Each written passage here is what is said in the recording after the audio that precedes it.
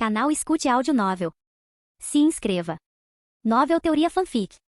Naruto, a lenda de Wagakure. Capítulo 111. Após a refeição comemorativa, as 3 crianças da equipe 1 retornaram para suas respectivas casas. Entre eles, o mais ansioso era Murakoshi, pai de Kageyama Ri. Ciente de que seu filho poderia ser escolhido como discípulo de Ishiro, ele esperava nervosamente há dias. Murakoshi já estava ficando velho. Com o talento do filho apenas mediano, sua maior esperança era que Ri um dia se igualasse a ele e alcançasse o nível de Jounin na idade adulta. Mas agora tudo havia mudado. Se Ri conseguisse se tornar discípulo de um Jounin logo após a formatura, e com o apoio do pai, Murakoshi acreditava que seu filho teria uma grande chance de superá-lo. Murakoshi não havia assumido nenhuma missão recentemente, ficando em casa esperando. Assim que Ri retornou, ele imediatamente perguntou. Aquele cavalheiro o aceitou como discípulo. Ri estava prestes a compartilhar as boas novas de qualquer maneira, então ele assentiu animadamente e contou ao pai tudo sobre as promessas de Ishiro, então pegou o pergaminho que Ishiro havia lhe dado. Ao contrário do filho, Murakoshi entendia o verdadeiro valor do ninjutsu. O preço de Ishiro era extremamente generoso. Qualquer preço mais baixo e seria basicamente de graça. Mas se o ninjutsu fosse oferecido gratuitamente, os alunos poderiam não apreciá-lo. Pior ainda, poderiam se tornar excessivamente dependentes do professor. A esposa de Murakoshi perguntou sobre os companheiros de equipe de Ri e se eles precisavam de almoço para o dia seguinte. Ri contou-lhe sobre as provisões dietéticas especiais que Ishiro havia preparado, e Murakoshi ficou profundamente comovido. Ele havia escalado com nada além de talento e determinação, então sabia o quão preciosas essas coisas eram especialmente para um ninja nascido na civil. A generosidade de Ishiro demonstrava sua sinceridade em ensinar. Ao contrário do animado retorno de Ri, Kawakita retornou a uma casa vazia. Seus pais eram shinobi de patente inferior, frequentemente enviados em missões sem controle sobre suas agendas. Ele estava acostumado a ficar sozinho. Ele pegou o pergaminho com os ingredientes da dieta, preparou seu próprio jantar e começou a estudar o manual de esgrima que Ishiro lhe dera. Naquela noite, ele criou um rigoroso plano de treinamento diário, com início no dia seguinte. Enquanto isso, Tomoe tinha a casa mais animada de todas. Além dos pais, morava com uma irmã mais nova e os 2 avós. Sabendo que ela se tornaria oficialmente uma ninja naquele dia, todos se reuniram para comemorar. Quando Tomoe lhes contou que havia sido escolhida por um Jounin, toda a casa se iluminou como no ano novo.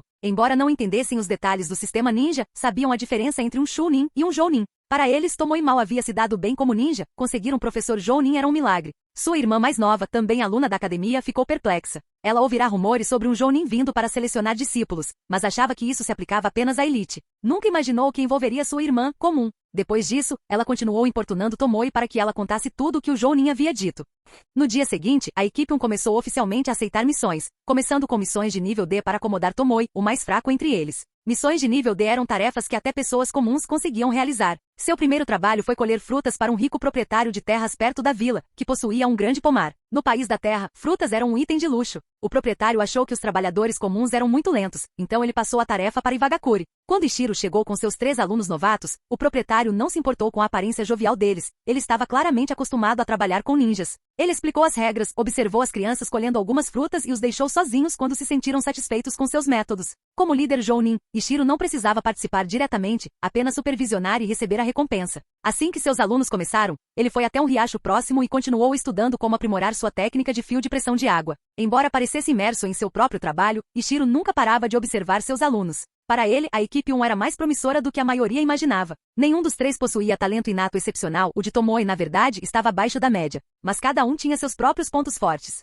Talvez nunca se tornassem guerreiros dos 6 caminhos completos, mas com a orientação adequada, poderiam se destacar em suas áreas. No entanto, havia um problema que incomodava Ishiro, a dinâmica da equipe. Kawakita era quieta e reservada devido aos anos de solidão. Tomoe, embora naturalmente falante, sentia-se inferior em comparação com seus companheiros de equipe e raramente falava. Kageyama Ri, que vinha de uma família melhor, era mais aberta, mas ainda hesitante devido à falta de familiaridade. No geral, a equipe 1 parecia um pouco quieta demais. Como líder da equipe, Ishiro precisava fazer algo a respeito. Depois de observá-los trabalhando individualmente por um tempo, ele gritou: "Você está sendo ineficiente assim. Precisa aprender a cooperar. Kageyama, organize a equipe. Trabalhem juntos para concluir o trabalho mais rápido." Então ele caminhou em direção ao riacho, deixando-os para descobrirem o que estava acontecendo. Os 3 ainda estavam um pouco intimidados por Ishiro, então seguiram as instruções sem reclamar. Começaram a discutir quem colheria, quem carregaria e quem classificaria. Aquela primeira conversa quebrou o gelo. Talvez percebendo a intenção de Ishiro, Kageyama foi o primeiro a conversar sobre incidentes engraçados da academia. Risadas se seguiram, e os 3 rapidamente começaram a se conectar.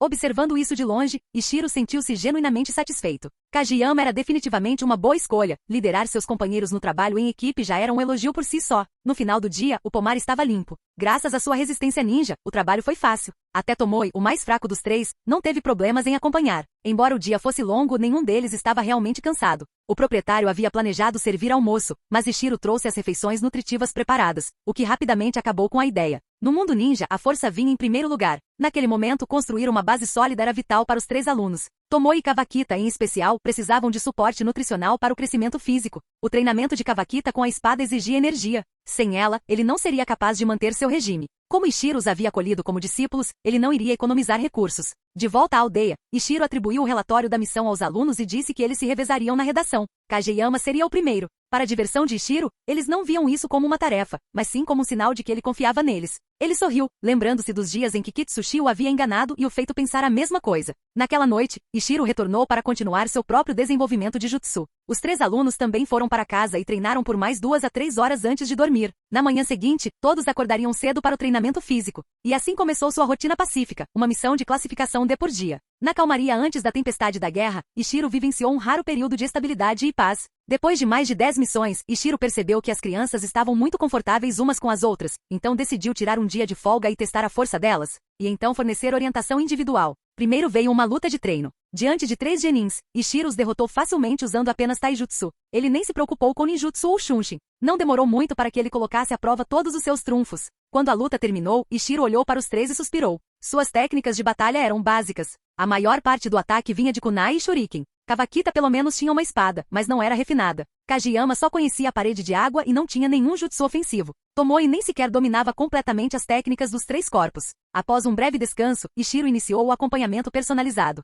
Kageyama era o mais fácil. Ishiro era especialista no estilo água, então, mesmo sem lhe ensinar novos jutsus, ele conseguia agilizar seus selos de mão, melhorando sua eficiência. O próximo foi Kawakita. Ishiro pegou o mesmo boneco de madeira que usara anos antes para testar o controle da lâmina de chakra. Ele fez com que Kawakita realizasse uma série de exercícios para entender melhor seus próprios pontos fortes. Ishiro também prometeu que assim que seus fundamentos estivessem sólidos, lhe ensinaria uma técnica de Kenjutsu de nível C. O mais difícil, mas também o mais fácil foi Tomoe. Sua base era muito fraca. Levaria tempo até melhorar sua condição física e sem isso, aprender jutsu seria incrivelmente lento. Mas como suas habilidades eram tão básicas, tudo que Ishiro lhe ensinava fazia uma grande diferença. Seja a teoria por trás do ninjutsu sensorial ou o refinamento das técnicas dos 3 corpos, as dicas casuais de Ishiro lhe poupavam semanas de tentativa e erro. Daquele momento em diante, o treinamento deles realmente começou. Capítulo 112.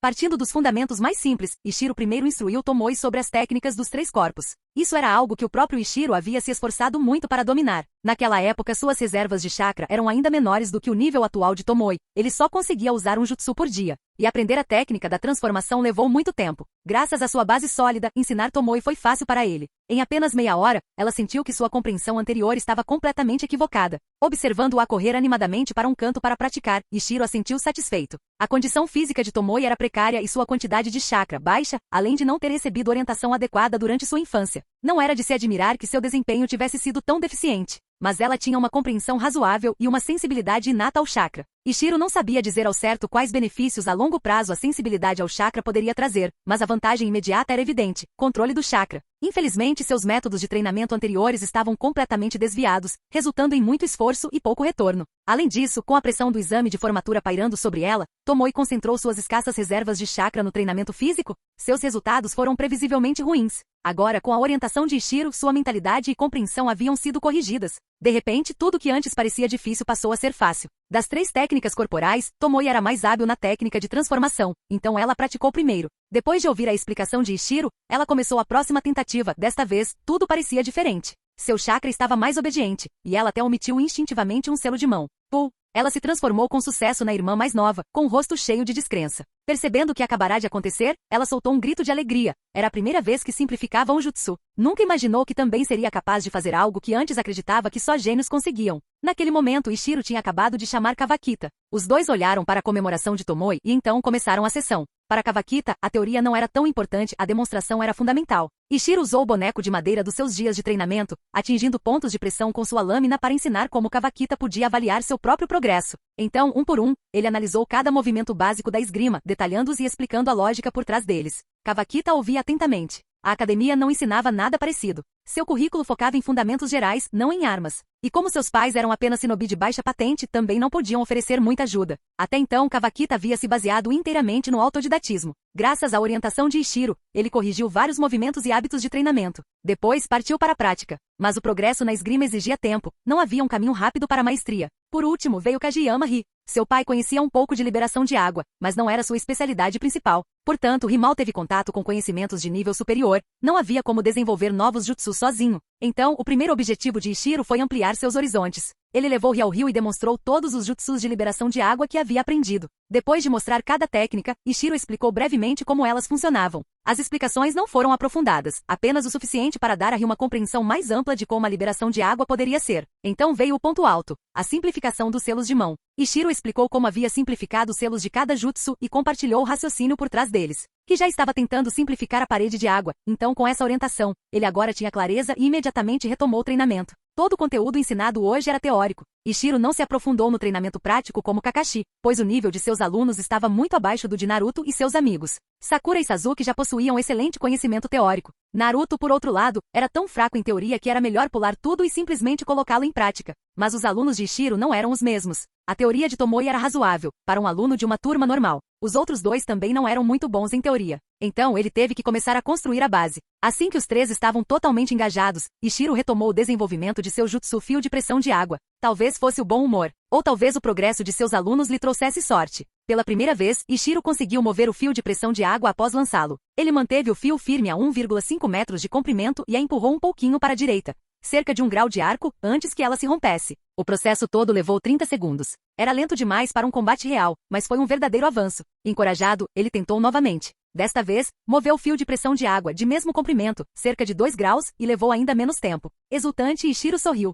Depois de todos esses anos de trabalho árduo, ele já havia se tornado um especialista em desenvolvimento de jutsus. Graças às propriedades estranhas do chakra, superar o obstáculo inicial era a parte mais difícil. Depois de superá-lo, todo o resto vinha com a prática. O chakra quase parecia lembrar das técnicas sozinho. O resto do dia passou voando. Todos os 4 membros da equipe fizeram um grande progresso. Tomoe teve o crescimento mais rápido. Ela agora havia aprendido a terceira das 3 técnicas corporais, técnica de substituição. As outras 2 técnicas também exigiam menos selos. Honestamente, Ishiro ficou surpreso. Ele tinha grandes expectativas, mas isso estava além das expectativas. Tomoe era inteligente, ciente de que seu chakra era limitado, então passava a maior parte do tempo pensando. Ela só usava jutsus quando tinha certeza de que funcionariam. Isso por si só lhe dava uma vantagem sobre Ishiro quando ele era mais jovem. Naquela época, sua sensibilidade de chakra era baixa. Ele dependia apenas de forte poder espiritual e repetição incessante para desenvolver maestria. Quanto ao progresso de Ishiro, ele havia alcançado o primeiro grande marco na evolução do fio de pressão de água. Seu objetivo de curto prazo estava agora completo. Kageyama Ri foi quem mais ganhou perspectiva. Ver 12 técnicas diferentes de liberação de água, incluindo os 3 jutsus de nível C que Ishiro havia adquirido recentemente, lhe deu uma compreensão mais profunda de quão flexível e poderoso o elemento pode ser. Fortalecido no básico, ele agora se sentia mais confiante para simplificar selos de mão e até tinha novas ideias para remodelar a parede de água. Embora ainda não tivesse conseguido, parecia estar ao seu alcance. Kawakita, aparentemente, teve o menor progresso, mas o seu foi o mais consistente e duradouro. A esgrima não tinha atalhos, mas as correções de Ishiro o ajudaram a acelerar significativamente. Suas melhorias foram sutis, mas constantes. No final do dia, a equipe estava em alta. Ishiro acenou com a mão e declarou: "Vamos comer carne grelhada." Isso havia se tornado uma tradição, mas as 3 crianças gemeram em uníssono. "Estamos cansados de carne grelhada." Ishiro ignorou os protestos e liderou o caminho. Os 3 discípulos trocaram um olhar resignado e o seguiram. Apesar das reclamações, eles ainda comiam como animais. O treinamento queimava muita energia. Observando-os devorar a carne, Ishiro riu baixinho. Mesmo que estivessem cansados, carne grelhada era uma das melhores refeições de recuperação. Então, ele se juntou à busca por comida. Depois, os 3 discípulos correram para casa para compartilhar seu progresso com suas famílias. Ishiro, mentalmente esgotado pelo uso excessivo do fio de pressão de água, voltou para sua cabana e foi dormir cedo. Na manhã seguinte, ele retomou a rotina habitual de uma missão de nível D por dia. A cada poucos dias, ele realizava mais uma rodada de treinos e aulas personalizadas. E a cada vez, seus 3 alunos ficavam cada vez mais fortes. Mas tempos de paz não duram para sempre. Cerca de 6 meses depois, rumores começaram a se espalhar por Sunagakure. O terceiro Kazekage havia desaparecido. Ao mesmo tempo, Sazori da Areia Vermelha também desapareceu, mas comparado ao desaparecimento de um Kage, a perda de um jovem prodígio não causou tanta comoção. Quando Iwagakure recebeu a notícia, o Kazekage já havia partido há cerca de um mês. Onoki convocou uma reunião com todos os Jounin ativos da vila. Nessa reunião, anunciou o desaparecimento do Kazekage e declarou estado de prontidão para o combate. Tendo vivido duas grandes guerras ninja, Onoki era extremamente sensível a sinais de conflito. O desaparecimento de um Kage em atividade era mais do que suficiente para desencadear uma guerra. Ele tinha certeza de que as outras grandes nações também estavam se preparando. Ao sair da sala de reuniões, Ishiro se sentiu pesado.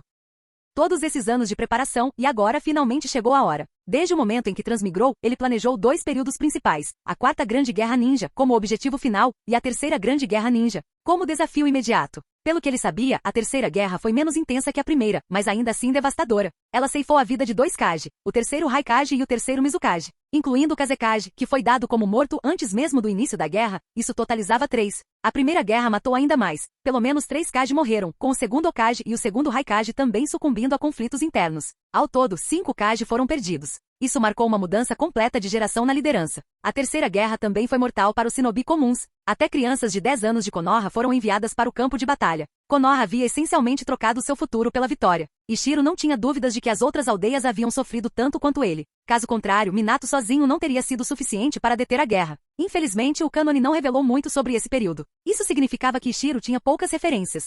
Mas no mundo ninja, a força pessoal era tudo. Então, todos esses anos, sua melhor preparação para a guerra foi o treinamento.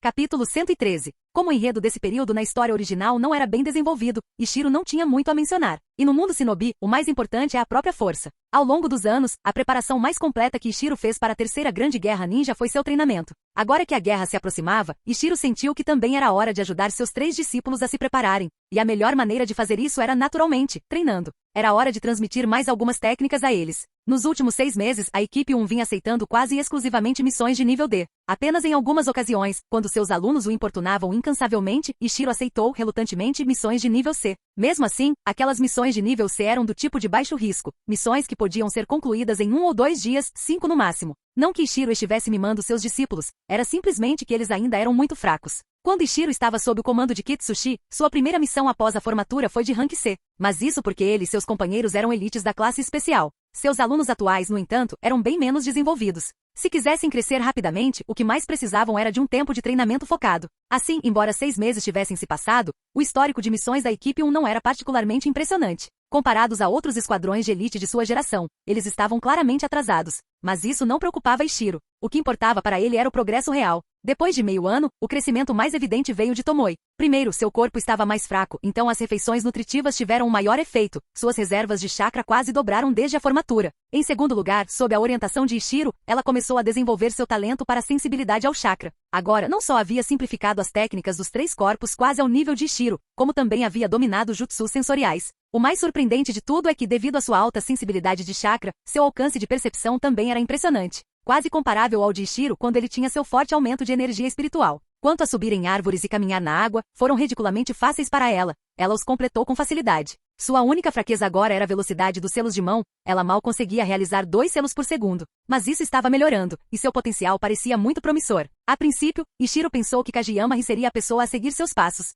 Mas agora parecia que Tomoe poderia ser ainda mais parecida com ele. Ishiro possuía poder espiritual, o que lhe trazia inúmeras vantagens. Muitas delas Tomoe agora compartilhava graças à sua sensibilidade aos chakras. Dessa forma, ela era realmente uma discípula ideal. Kawakita, por sua vez, apresentou o progresso mais estável. Sem grandes avanços repentinos, ele mal notava seu crescimento a cada dia. Mas ao longo dos meses, sua transformação era inconfundível. Agora ele exalava uma espécie de aura afiada e cortante. Ao contrário de Ishiro, que praticava esgrima como forma de desenvolver força física, Kawakita se dedicava a isso. Todo seu comportamento estava lentamente se transformando no de um verdadeiro shinobi empunhando espadas. Como sua evolução envolveu condicionamento físico completo, seus fundamentos estavam se tornando incrivelmente sólidos. Mesmo sem ter começado a aprender técnicas de espada de nível C, sua velocidade, força e reflexos haviam melhorado em todos os aspectos. Como resultado, ele já havia superado Ri, tornando-se o mais forte dos 3 discípulos de Ishiro. Kageyama Ri, como especialista em ninjutsu da equipe, havia aprendido a técnica do fio de água e o fio de pressão de água de Ishiro. Com Ishiro, o criador, como professor, ele progrediu rapidamente e já havia começado a simplificar os selos de mão. Ainda assim, até que ele pudesse reduzir o número de selos a um nível utilizável em combate, ele não seria capaz de derrotar Kawakita em uma luta. Olhando para sua equipe agora, Ishiro finalmente sentiu que eles estavam começando a parecer algo real. Prevendo o caos iminente, Ishiro não lhes deu uma missão naquele dia. Em vez disso, decidiu que era hora de aprimorar seu poder. O caminho de Kawakita foi fácil. Ishiro lhe deu o pergaminho para uma técnica de espada de nível C, recomendando que ele treinasse de forma independente. Nos últimos 6 meses, ele havia completado seu treinamento de controle de chakra, caminhada sobre árvores e caminhada sobre a água. o que o ajudou muito a dominar a esgrima. O caso de Tomoe também era simples. Um teste de chakra recente revelou que ela possuía 3 naturezas de chakra: terra, vento e relâmpago. Embora isso possa parecer uma vantagem, na verdade pode prejudicar o desenvolvimento inicial. As múltiplas naturezas podem interferir umas nas outras, dificultando o aprendizado das transformações da natureza do chakra. Felizmente, a liberação da terra era fácil de compreender em Iwagakure. Tomoe já havia completado seu treinamento da natureza da terra na Floresta de Pedra. Mas a terra não era sua natureza principal, vento era. Sua afinidade com vento significava que ela teria um desempenho melhor com a liberação de vento. Por isso, Ishiro ainda não lhe ensinara nenhum jutsu de nível C, concentrando-se em treinamento sensorial. Mas seu progresso com a natureza vento fora lento. Isso precisava mudar. Então Ishiro ofereceu 2 jutsus de vento de nível C e um jutsu de vento de nível B que ele havia tirado da raiz de Konoha como pagamento para sua antiga subordinada Ambu. Junho, pedindo que ela treinasse Tomoe por um dia inteiro. Junho concordou alegremente. Liberação de vento também era sua especialidade, e ela tinha acabado de dominar uma técnica de nível B. O pergaminho extra de nível B de Ishiro era uma recompensa perfeita, e ela tinha tempo de sobra. Kageyama-ri, no entanto, era o mais complicado. Ishiro lhe ensinou a técnica do clone de água, um jutsu que acrescentava opções táticas valiosas. Mas Ishiro não pretendia lhe ensinar mais nada por enquanto, e já estava aprendendo demais e precisava de tempo para digerir. No final do dia, Tomoe mal havia dominado a transformação da natureza do vento. Ishiro então lhe deu o jutsu de vento de nível C, avanço. Era um ataque em área de pequena área. A liberação de vento era conhecida por seu poder ofensivo, então, mesmo sendo um jutsu em grupo, seu dano em alvo único também era respeitável. Junho ficou com inveja ao ver isso. Quando despertou a liberação de vento, ela não tinha nenhum jutsu para aprender. Ela teve que completar missões para acumular pontos suficientes para resgatar a revelação. Ao vê-la com inveja, Ishiro apenas sorriu e não disse nada. Ele sabia que todos já haviam passado por isso. Era generoso com seus alunos, mas não excessivamente ajudava-os com jutsus de nível C, mas nada acima. Após uma breve conversa com Ishiro, Junho se despediu. Tomoe a acompanhou até a saída e correu para casa para estudar seu novo jutsu. Seu chakra mal dava para usá-lo uma vez. Ela não podia se dar ao luxo de desperdiçar nada. Ao cair da noite, Ishiro dispensou os outros 2 estudantes também e foi sozinho para o salão de contribuições. Ele não visitava há algum tempo. Estava tão focado em desenvolver novos jutsus que não veio trocar pontos. Hoje, ele tinha 2 motivos para visitar. Envie seu jutsu aprimorado de fio de pressão de água para a vila. 2. Troque seus pontos de contribuição acumulados por uma nova técnica de batalha. Afinal, a guerra estava chegando. O salão de contribuições estava movimentado, mas eles aumentaram a equipe para lidar com o aumento. Ishiro entregou um pergaminho com seu novo jutsu documentado e o demonstrou no local. Aguardou pacientemente enquanto a equipe avaliava sua classificação e recompensas. Devido à urgência da guerra, um jounin especial foi alocado no salão em tempo integral. Isso permitiu que a avaliação de Ishiro fosse concluída rapidamente. O resultado, nível A, designado como o jutsu de ataque de longo alcance. Afinal, o movimento horizontal do fio de pressão de água poderia cortar uma área inteira. Já fazia muito tempo que Iwagakure não tinha uma nova técnica de liberação de água de nível A. Isso era um grande negócio. O jounin responsável disse que não poderia tomar a decisão final sozinho e que levaria o assunto aos superiores. Enquanto isso, ele recomendaria que Ishiro recebesse um jutsu de nível A gratuito à sua escolha. Ishiro ficou satisfeito. Enquanto aguardava a confirmação, começou a navegar pelos jutsus disponíveis. Sua primeira escolha, liberação de terra de rank A, técnica da terra da montanha. Ele a escolheu por um motivo simples: versatilidade na guerra. O nível de chakra podia ser aumentado ou diminuído, dependendo da necessidade. Ele invocava 2 grandes montes de terra hemisféricos em cada lado do alvo, ótimo tanto para alvos únicos quanto em área de efeito. Podia até mesmo alterar o terreno, tornando-o perfeito para uso em campo de batalha. Ele estava de olho neste há algum tempo, desde que viu Kitsushi usá-lo pela primeira vez. Em seguida, Ishiro trocou pontos por um documento sobre como usar a liberação de relâmpago para aprimorar o corpo. Claro, liberação de relâmpago era rara em Iwagakure. O guia estava incompleto, principalmente teorias e especulações, além de dados de cadáveres inimigos. Não era possível treiná-lo diretamente nem no nível da armadura de relâmpagos do Raikage, nem mesmo das versões enfraquecidas que Kakashi e Sasuke usavam. Por que era tão limitado? Simplificando, Iwagakure tinha poucos usuários da liberação de relâmpago. Os poucos que tinham não eram fortes o suficiente para contribuir com muita pesquisa. Até onde Ishiro sabia, a vila só tinha um jutsu de relâmpago de nível A completo. Ainda assim, a técnica de reforço corporal relâmpago parcial custava o mesmo que um jutsu de nível B e Ishiro a comprou só para ver se ela poderia gerar algumas ideias. Dito isso, ele ainda não havia dominado a transformação da natureza do relâmpago. Logo depois, a aprovação de alto nível veio. Eles aceitaram a recomendação dos jounin. Atendendo ao pedido do jounin, Ishiro nomeou seu jutsu aprimorado de técnica de corte de água. Técnica de corte de água, 37 selos de mão, custo de chakra igual 7A. Como era novo, a contagem de selos de mão era alta. O jounin lembrou Ishiro de voltar mais tarde e atualizá-lo quando se tornasse mais proficiente. Graças a isso, Ishiro ganhou outra seleção gratuita de jutsu de classificação A. Sem hesitar, ele escolheu liberação de água de nível A, onda violenta de água. Capítulo 114. O motivo pelo qual Ishiro escolheu a grande onda violenta de água foi simples: sua velocidade de aprendizado. Com seu domínio atual da onda violenta de água original, se tivesse mais alguns anos, ele provavelmente poderia ter desenvolvido a versão avançada sozinho. Mas essa técnica tinha uma desvantagem incômoda: consumia muito chakra. Uma grande onda de água violenta em escala normal exigia cerca de 20 de chakra. Injetando ainda mais chakra, seu poder podia ser ainda maior. O problema era que as reservas totais de chakra de Ishiro eram de apenas 20 no início. Em outras palavras, lançar este jutsu uma vez em sua melhor condição o deixaria completamente esgotado. Originalmente, Ishiro não pretendia escolher este jutsu, mas com a guerra iminente, percebeu que não teria muito tempo para treinar nenhuma técnica de rank A. Nesse caso, era melhor ter um trunfo poderoso à mão, mesmo que não pudesse usá-lo com frequência. Assim que a guerra começasse e ele fosse enviado para fora da vila, talvez não tivesse outra chance de trocar técnicas de rank A. Quanto a outros jutsus, ele simplesmente não teria tempo para praticá-los. Com isso, Ishiro usou as recompensas por orquestrar a derrota da raiz na Terra da Chuva para trocá-la pela liberação de terra de rank A, técnica da Terra da Montanha,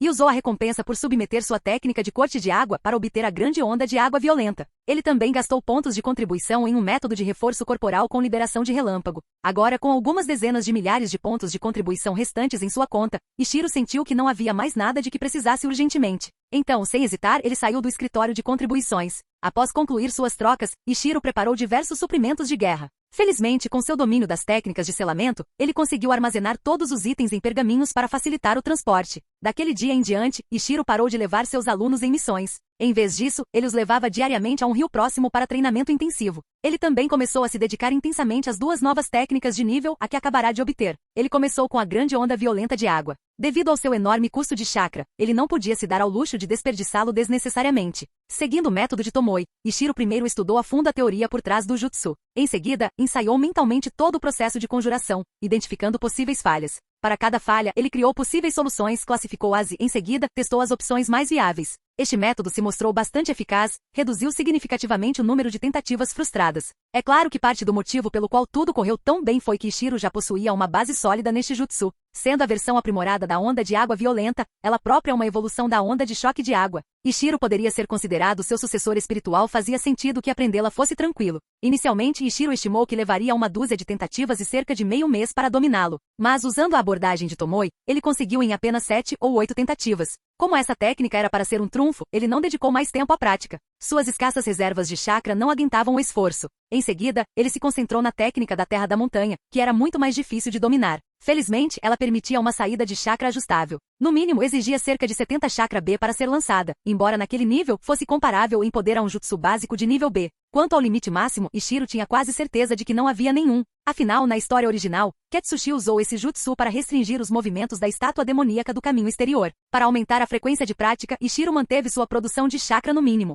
Isso lhe permitiu praticar mais de 20 vezes por dia. Após cerca de 10 dias de treinamento, ele finalmente dominou a técnica, mas então se deparou com um problema frustrante. Os 2 montes semisféricos que ele invocou se fecharam muito lentamente. Qualquer Chunin decente conseguiria escapar antes de ser aprisionado. Isso não significava que o jutsu fosse inútil. Ele ainda podia ser altamente eficaz contra alvos parados ou inimigos em formação defensiva. Mas seus usos limitados eram decepcionantes para uma técnica de nível A. Depois de pensar um pouco, Ishiro decidiu pedir conselho a Kitsushi. Dado o estado tenso do mundo shinobi, Kitsushi, como um Jounin de elite, não havia deixado a vila. Quando Ishiro o encontrou, ele estava em treinamento. Para surpresa de Ishiro, Kitsushi estava praticando a transformação da natureza de liberação de fogo. Na história original, Kitsushi tinha apenas uma natureza elemental. A julgar por suas ações atuais, parecia que ele estava se desviando do cânone. Ishiro não tirou conclusões precipitadas. Observou em silêncio por um tempo. Percebendo que Kitsushi não estava progredindo muito, Ishiro finalmente se adiantou e o cumprimentou. Kitsushi já havia notado Ishiro antes, mas estava concentrado demais para cumprimentá-lo. Ao vê-lo se aproximando, parou o que estava fazendo.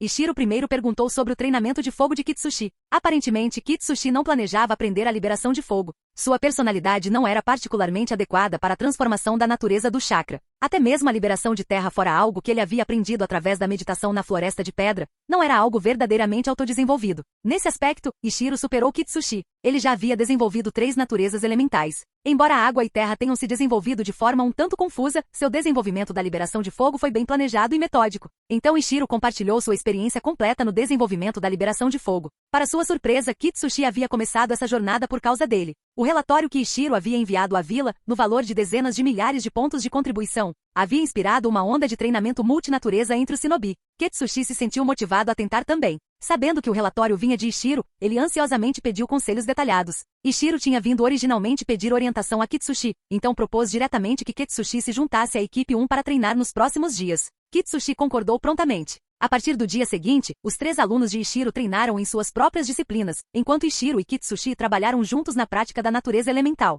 Kitsushi se concentrou em desenvolver a liberação de fogo, enquanto Ishiro começou a trabalhar em sua quarta natureza, o relâmpago. Como era melhor esgotar o chakra por meio de jutsus de alto nível antes de praticar a transformação da natureza, Ishiro sempre começava o dia com a técnica da terra da montanha, sob a orientação de Kitsushi, e depois continuava com o treinamento de relâmpago. Kitsushi fez o mesmo, lançando mão de um jutsu avançado para drenar seu chakra antes de trabalhar na liberação de fogo. Dia após dia, Kitsushi finalmente conseguiu manifestar a liberação de fogo. Sua proporção de chakra de fogo era baixa, então levaria muito tempo para dominá-la, mas ele havia alcançado seu objetivo inicial. Ishiro, no entanto, não conseguia nem começar a usar a liberação de relâmpago. Dito isso, seu treinamento não foi em vão. Com a ajuda de Kitsushi, a técnica da terra da montanha tornou-se mais fácil de conjurar, e a velocidade de imobilização melhorou significativamente. Ishiro agora acreditava que a menos que o inimigo fosse especialista em velocidade, ela poderia efetivamente prender até mesmo um Chunin. Após lançar com sucesso um jutsu da grande bola de fogo, Kitsushi parou de treinar com a equipe 1. Ao contrário de Ishiro, cujo trabalho era ensinar alunos, Kitsushi havia tirado uma licença para treinar. Agora que havia alcançado seu objetivo, era a hora de retornar ao trabalho. Após a partida de Kitsushi, Ishiro se viu sozinho.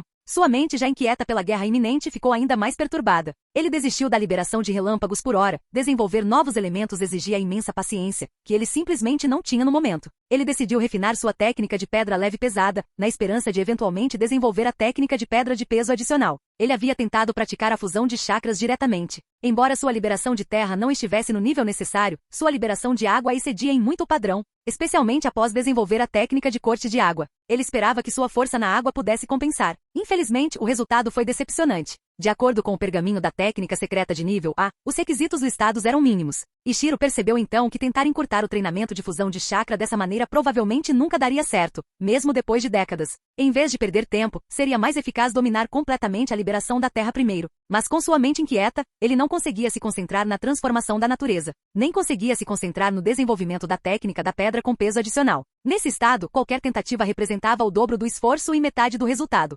Felizmente, Ishiro tinha um temperamento relativamente calmo. Percebendo que sua mentalidade era instável, ele decidiu tirar alguns dias de folga para relaxar. Mas antes que ele pudesse descansar, chegou uma ordem de consulta. Ishiro foi nomeado terceiro comandante interino das Forças Orientais. Ele ficou chocado com a notícia. Ele estava apenas refletindo sobre a pressão da guerra, e agora o peso daquela guerra havia repentinamente caído sobre seus ombros. A princípio, Ishiro ficou perturbado. Embora tivesse vivenciado muitas batalhas, ele só tinha visto guerras em larga escala na TV. E, no entanto, misturado a essa ansiedade, havia outro sentimento, alívio. Uma espécie de paz que vinha de saber que o momento para o qual passará anos se preparando finalmente havia chegado. Ishiro fechou os olhos e respirou fundo várias vezes. Quando os abriu novamente, toda a sua incerteza e hesitação haviam desaparecido. O que restou foi apenas calma e determinação. Em apenas algumas respirações, Ishiro passou por outro teste mental. O agente da Ambuki entregou a mensagem riu baixinho. Então você é o Ishiro? Você tem coragem. Na sua idade, demonstrar esse tipo de compostura. Acabei de entregar uma nomeação parecida para o Ikura. E sinceramente você se adaptou mais rápido do que ele. O corvo escolheu um ótimo subordinado. Ao ouvir isso, Ishiro percebeu que a nomeação também era um teste, uma maneira de avaliar a determinação e a compostura de seus shinobi mais jovens. A julgar pelas palavras do homem, ele provavelmente estava no mesmo nível de corvo, um comandante da Ambu. Ishiro perguntou, Sênior, o Ikura também recebeu uma ordem? Como ele se saiu? Capítulo 115. Quando Ishiro perguntou como Ikura se saiu, o comandante da Ambu riu novamente e disse, sua força mental é melhor que a de Ikura, mas em termos de talento, ele te supera em muito. Há poucos momentos, depois que dei o comando a ele levou mais de 10 segundos para se acalmar. Ele fez uma pausa, claramente tentando criar suspense. Ishiro adivinhou o resultado pelo tom de voz do homem, e sob aquela máscara, havia definitivamente um sorriso presunçoso. Ishiro tentou perguntar, não me diga, que ele conseguiu passar? O comandante da Ambu foi claramente pego de surpresa pelo palpite certeiro de Ishiro. Seu sorriso endureceu enquanto ele tentava retomar a conversa. Após um breve silêncio constrangedor, ele finalmente admitiu, sim. Há poucos minutos, Ikura cruzou o limiar do caminho de nível Kage. Tudo o que resta agora é tempo. Ele se tornará um verdadeiro ninja de nível Kage em breve. Em sua voz, Ishiro pôde sentir uma espécie de orgulho e satisfação. Era o tipo de orgulho que um ancião da aldeia sentia ao ver a geração mais jovem prosperar sob sua orientação. Quando Ishiro recebeu a confirmação, seu coração apertou um pouco. Droga, ele estava um passo atrás. Ele nem sequer havia alcançado oficialmente o nível Jounin de Elite, e Ikura já havia ultrapassado aquele limiar crucial para se tornar um Kage. Após analisá-lo cuidadosamente, ficou claro que Ishiro havia sido deixado para trás durante seus 2 anos de confusão. Na época, ele estava obcecado demais por jutsus chamativos de alto nível, perdendo de vista a parte mais vital de ser um ninja, a força de vontade. Mas essa decepção durou apenas alguns segundos. Levou-o a refletir sobre seus erros e quase imediatamente, seu espírito de luta voltou mais forte do que antes. E daí se ele desperdiçasse 2 anos? Ele já havia percebido e corrigido seu curso. Sua técnica de corte de água de nível A estava completa. Ele deu um passo crucial à frente, e não demoraria muito para que ele o alcançasse e se tornasse um Jounin de Elite também. Então, os olhos de Ishiro se aguçaram, cheios de uma determinação feroz. Ele encarou o comandante da Anbu e disse, se você vir Ikura novamente por favor, parabenize-o por mim. E diga a ele que é melhor ele esperar, porque eu o alcanço em breve. O comandante da Anbu piscou surpreso e então caiu na gargalhada. Ótimo! Muito bom! Hoje vi 2 jovens promissores se destacarem, que honra! Antes de parabenizar o Ikura, deixe-me parabenizá-lo primeiro. Ishiro, parabéns por se tornar um Jounin de Elite. Não deixe de se apresentar ao conselheiro Saka amanhã. Ele é o comandante da Frente Oriental. Depois de dizer isso, o comandante Anbu desapareceu em uma cintilação corporal, ainda visivelmente animado. Ele mal podia esperar para trazer as boas novas para Onoki. Ishiro ficou parado, atordoado por um momento e então a alegria o inundou. Ele havia rompido? A linha entre os Junins e os Junins de Elite não era dramática, mas a maior diferença era a qualidade do chakra. Os Junins de Elite simplesmente tinham um chakra de nível superior. Embora a quantidade não tenha aumentado muito, o aprimoramento da natureza e do controle fez toda a diferença. Quando o comandante da Anbu saiu, Ishiro tentou sentir seu chakra. Não havia nenhuma diferença óbvia, talvez esse tipo de transformação precisasse de tempo para se consolidar completamente. Ainda assim, de repente, uma estranha vontade tomou conta dele. Ele havia planejado originalmente relaxar, mas agora ele tinha esse desejo intenso de tentar praticar a transformação da natureza por meio da liberação de relâmpagos. Ele não sabia por quê, mas parecia que era o momento certo. Como um ninja habilidoso e familiarizado com a natureza misteriosa do chakra, Ishiro não duvidou desse instinto. Retornou ao campo de treinamento, consumiu todo o seu chakra como de costume e começou a meditar sobre a liberação de relâmpagos.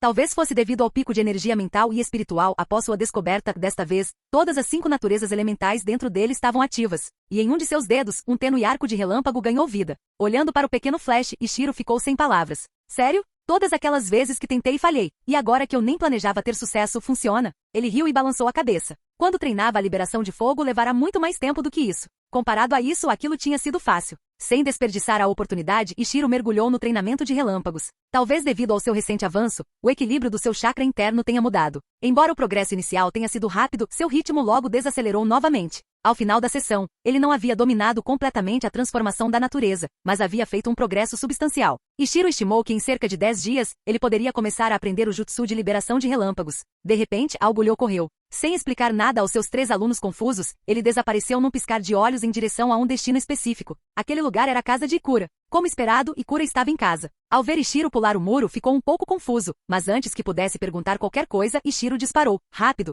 Comece a treinar sua natureza de chakra. Acabei de avançar para o nível Jounin de Elite e consegui dominar a liberação de relâmpago. Você acabou de avançar para o nível Kage. Seus resultados devem ser ainda melhores.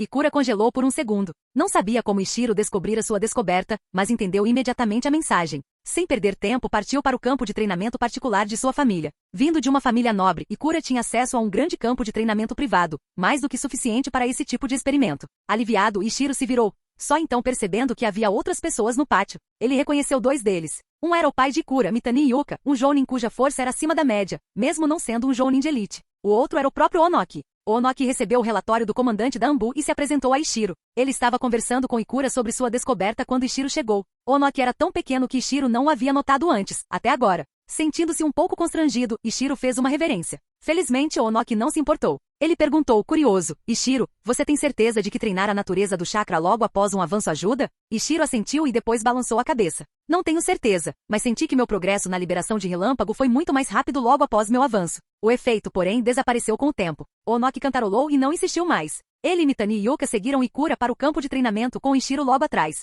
Quando chegaram, Ikura já havia esgotado seu chakra e estava meditando para praticar a transformação da natureza. Ele agora tentava compreender seu 5º elemento. Era extremamente raro, até mesmo inédito em Iwagakure, que um ninja possuísse todas as 5 naturezas de chakra. Ikura já havia usado o método de Ishiro para dominar sua 4ª natureza, a liberação de água. Mas ele sempre teve dificuldades com a 5ª, a liberação de vento, e quase desistiu. Ainda assim, obter uma natureza de 5º chakra, mesmo que raramente usada, era inegavelmente vantajoso. E se o que Ishiro disse fosse verdade, agora era a melhor hora para tentar. Ikura usou a mesma técnica que Naruto usou na série original, papel de chakra. Agarrando o papel entre as palmas das mãos, ele ficou parado, olhos fechados e rosto tenso. Onoki, Mitani, Yuka, Ishiro e vários outros que Ishiro não conhecia estavam em silêncio por perto, esperando. O processo foi longo. Ikura não fez muito progresso. Depois de 2 horas inteiras, ele ainda não havia aberto os olhos. Mas ninguém se desanimou. Sabiam que se ele não tivesse feito nenhum progresso já teria desistido. O fato de ainda estar concentrado significava que a teoria de Ishiro poderia realmente ser válida. Mais 1 hora se passou. Então, depois de 3 horas inteiras, Ikura finalmente abriu os olhos. Ele lentamente abriu as mãos, revelando um papel de chakra com uma leve rachadura. Sim. Outros também gritaram de espanto. Ikura estava mentalmente exausto. Ainda atordoado, seu pai se aproximou e o ajudou a se levantar. Encarando Onoki, Ikura disse, Senhor Tsuchikage, o método de Ishiro realmente funciona. E é verdade, o efeito é mais forte logo após o rompimento. Se ele tivesse chegado meia hora depois, eu provavelmente não teria conseguido. Onoki assentiu. Ótimo. Descanse agora. Quando dominar completamente o seu 5º elemento, quero saber como se sente. Você será o primeiro ninja da vila a dominar todos os 5 elementos. Ikura sentiu novamente, então se virou para Ishiro e agradeceu antes de ser ajudado a voltar para dentro por seu pai. Ishiro bocejou e acenou para que ele se fosse. Depois, seguiu Onoki para fora da propriedade. No caminho, Onoki disse, Ishiro, o que aconteceu hoje agora é segredo da aldeia. Não espalhe isso para ninguém. Após uma pausa, ele acrescentou, você se saiu bem. Chegar ao nível de Elite Jounin é impressionante, mas estar disposto a compartilhar essa percepção com um colega? Isso é ainda mais louvável. Esta é uma informação valiosa. Um método que pode aumentar drasticamente o poder dos nossos superiores. Considere-a uma missão de nível S e você será recompensado com uma permissão adicional de troca de jutsus de nível A. Ele sorriu e continuou. E também, parabéns, Ishiro. A partir de hoje, você é oficialmente um Jounin de Elite. Há recompensas para os Jounin de Elite. Embora sua força ainda precise se estabilizar, vou lhe dar suas escolhas agora. Uma troca de jutsu de rank S, ou 3 jutsus de rank A. Ou 50.000 pontos de contribuição, ou acesso a um pergaminho secreto de rank S, ou 3 armas de metal chakra personalizadas. Ishiro respirou fundo e respondeu, Lord Tsuchikage, ainda não sei bem o que preciso. Por favor, deixe-me decidir depois que eu avançar um pouco mais. Onoki assentiu. Estava visivelmente satisfeito. Com talentos como Ishiro e Ikura em ascensão, ele finalmente poderia descansar um pouco mais tranquilo. Então Onoki acrescentou, originalmente você seria nomeado 3º comandante interino da Divisão Leste devido à sua patente. Mas, já que você se destacou, vou oficializar, agora você é o 3º comandante da Divisão Leste. Ishiro piscou, incrédulo. Que rápido. Mal tinha começado o período de experiência e já estava confirmado? Talvez não tenha sido uma promoção, foi apenas o fim de seu período de liberdade condicional. Ao ver a expressão perplexa de Ishiro, Onoki riu e o dispensou com um gesto. Vá cuidar dos seus afazeres. Vou dar uma volta pela vila. E assim, a próxima fase de Ishiro começou oficialmente.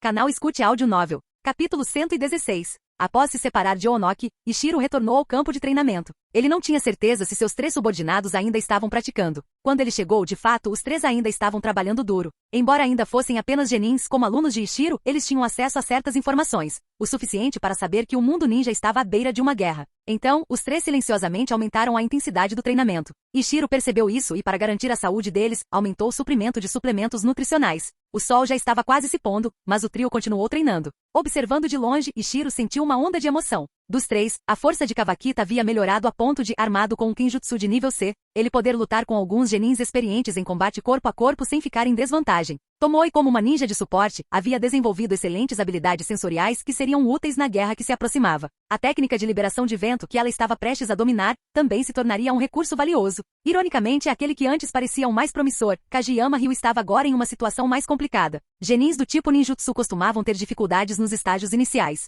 Ao contrário da velocidade anormal de Ishiro com selos de mão, Kageyama não tinha essa vantagem. Combate corpo a corpo não era seu ponto forte, e seus jutsus de liberação de água ainda não estavam prontos para o combate. No entanto, com bom trabalho em equipe e uso inteligente do fio de pressão de água, ele ainda conseguia fazer maravilhas. Sorrindo, Ishiro finalmente deu um passo à frente e disse, chega por hoje. Fui promovido. Vou convidar todos vocês para um churrasco. Não, chega de carne. Por favor, eu não vou. Prefiro morrer a comer mais carne grelhada. Haha, vamos lá. Não estrague a comemoração. Sensei, me solta. Não vou comer isso de novo. Você foi promovido? Para quê? Com uma mistura de arrastar e persuadir, Ishiro arrastou Kawakita e Kageyama para longe. Tomoe, deixada para trás, só pôde suspirar e segui-la em silêncio.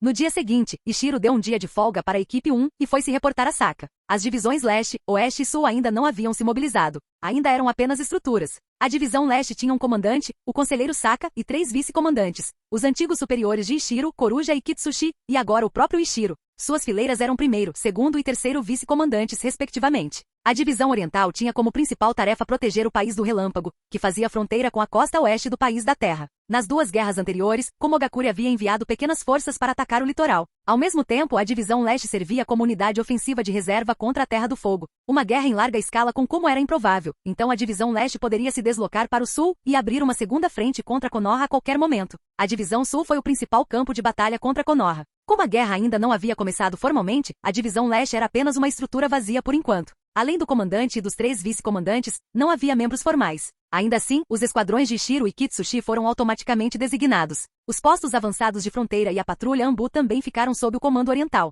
Além disso, não havia muito mais. A maior parte dos recursos estava sendo direcionada para a Divisão Sul, a frente principal. Como a Divisão Sul ainda não havia definido seu efetivo, as outras duas divisões não tinham chance de escolher primeiro. Originalmente, Ishiro não deveria ter muito o que fazer, mas Kitsushi tinha feito arranjos para ele.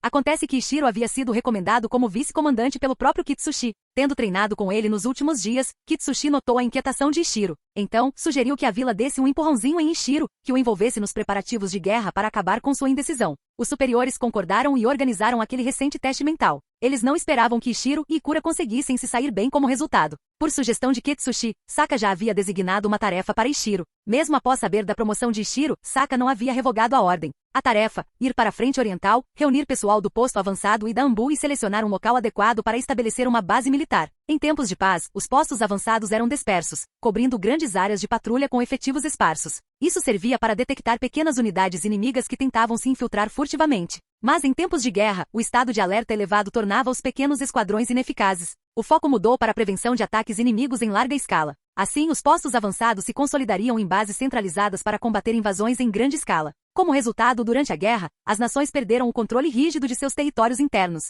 Ninjas rebeldes, bandidos e mercenários tornaram-se mais ativos. A missão de Ishiro era clara: escolher um local para a base e reunir o pessoal do posto avançado. Ele não precisava de uma equipe grande, apenas de seus 3 alunos. A logística de suprimento seria providenciada assim que a localização da base fosse confirmada. Como a guerra ainda não havia começado e a frente oriental não era o principal campo de batalha, Saka lhe deu 3 dias para partir. Mas Ishiro já havia se preparado há muito tempo e poderia partir a qualquer momento. Agora que era um comandante, mesmo que o quarto na linha de sucessão, era a hora de trazer todo o seu arsenal. Ele trouxe todos os seus pergaminhos e anotações pessoais. Alguns eram espólios de guerra, outros obtidos por meio de trocas oficiais e outros ainda eram criações suas. Pelo regulamento da vila, jutsus de nível B e superiores obtidos em trocas oficiais não podiam ser transferidos privadamente, exceto por meio de transmissão entre mestre e discípulo. Então, Ishiro carregava apenas alguns deles, incluindo 3 de sua própria criação. Outros 2 foram espólios de batalha, uma técnica de liberação de fogo de nível B, técnica de fogo do sábio da Fênix, tirada de um ninja de Tsunagakure, e uma técnica de liberação de vento de nível B de um agente da raiz na Terra da Chuva. Jutsus de nível C, no entanto, eram mais flexíveis.